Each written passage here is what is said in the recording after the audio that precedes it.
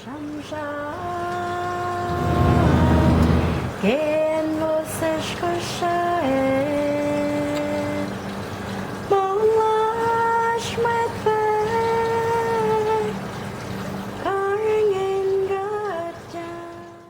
used to have a traditional system,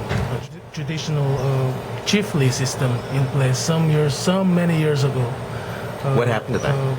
In the 1800s, late 1800s, when the missionaries came in,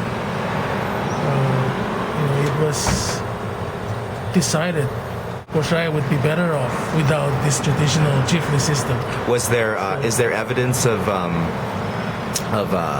resistance to that, or did the Kosraians just say sure? They kind of agreed that the god or our god is like our chief. So, Okay.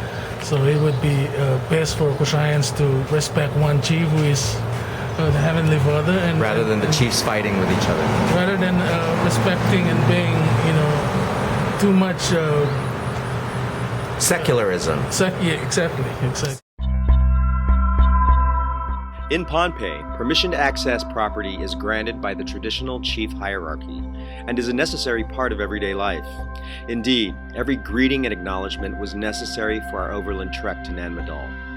I was surprised to discover that in chiefless modern Kosrae, one doesn't need permission, or even law in fact, to establish a conservation area.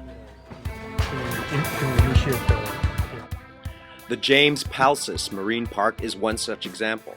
It is a community-declared conservation area.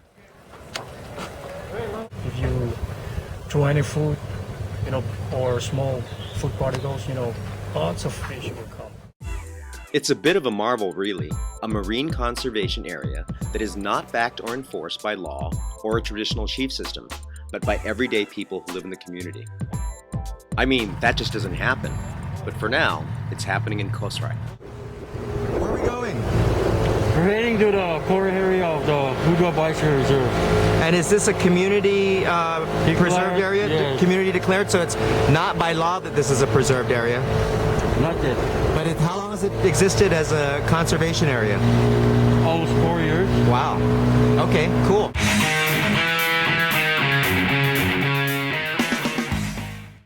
In the village of Lelo, property owners gather to discuss another conservation site.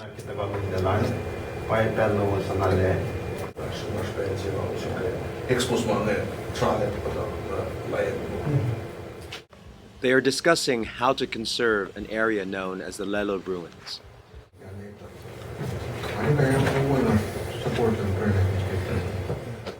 And in doing so, hope to contribute to the goals of the Micronesia Challenge.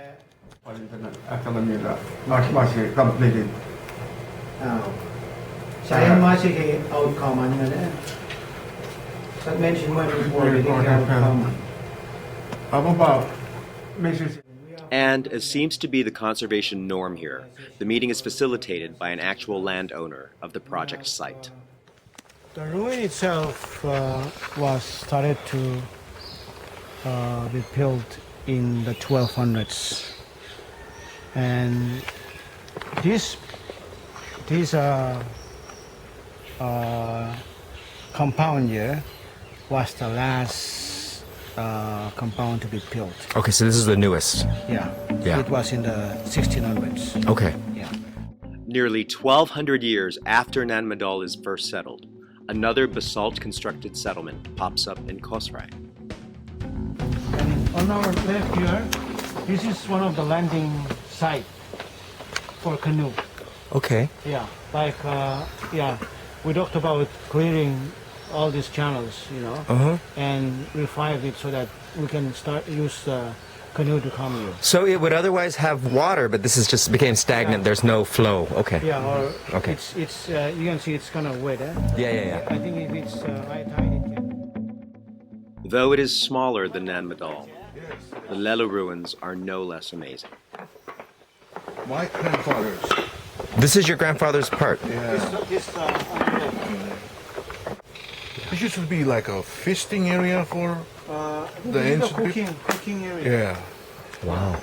Cooking turtles, underground of them, and Ulting, shakao, and everything. well, the Maybe my grandpa was the person in charge of the feasting stuff and all. He was the executive chef, right? I think so. The chief chef, yes. Top chef. This organization of landowners has embarked on an ambitious plan to not only solve the puzzle of the salt, but to also restore the waterways that once flowed within the Lelu settlement. Once completed, they hope to establish gardens of medicinal native plants. The person that built the ruin is not really clear, but they said one hero from Hutwe using chants to throw all these rocks, carry all these rocks to this site, and stack them up here. Yeah, I would need a chant to carry these rocks.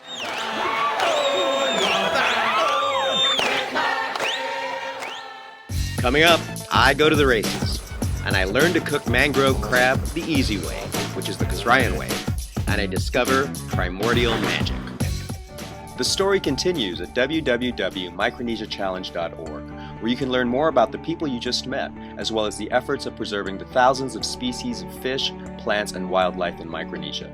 There are downloadable teaching modules for schools, as well as an online video storytelling academy by Dan Ho.